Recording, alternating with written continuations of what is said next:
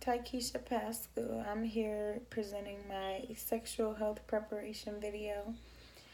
So, the topic that I had chosen was human sexual response, understanding arousal and orgasm. So, it seems like pretty straightforward and understanding, but I think it's something that some people misinterpret and don't receive a full amount of education about. So when I was researching about arousal and orgasm, it gave the basics straightforward how, how arousal is, how it works, like certain examples of arousal and orgasms. And I found it really interesting, I guess, because I never knew that some people don't have the ability to produce an orgasm. So, I know I'm not the only one who is, kind of, unaware of this. So, I thought it would be a very interesting topic.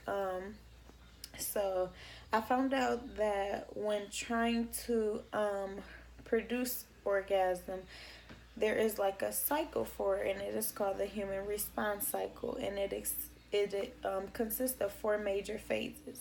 The phases are excitement, orgasm, resolution, and I want to say plateau. And each cycle is basically critical to the sex life or whatever, plays a role basically leading up to sex. I can kind of go in about each stage.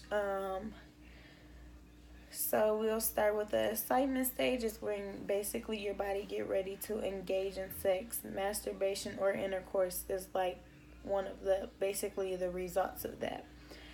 The second phase is plateau, where both genders get some more developed stage of excitement. So it's just okay, I'm excited, my body's getting ready, my blood pressure's rising, heart's beating, it's basically the arousal of the sex life.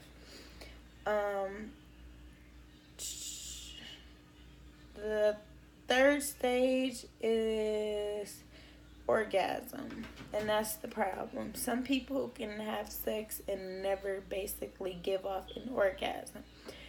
So the last stage would then be the resolution, and the resolution is basically where you basically have completed the sexes and your body begins to go back into its normal stage. You begin to basically become yourself again.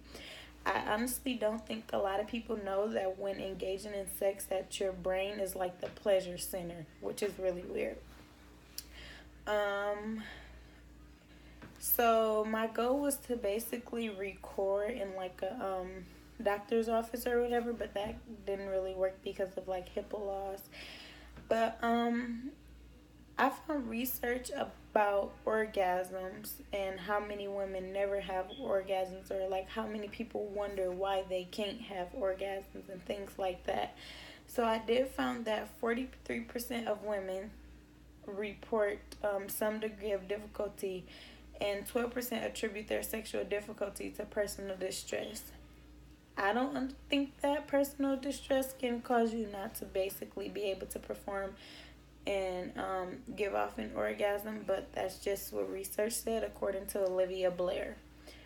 I also found that 10 to 20% of women never witnessed an orgasm, which is not a lot, but it's basically enough to make us wonder, why is this going on?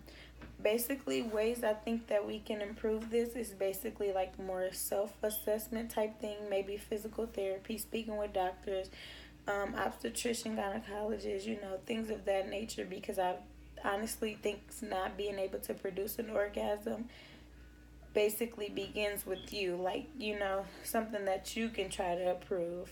I don't think it's anything that society can do to improve something like that, because it's more health related and more individually related. So yeah, hope you guys enjoyed.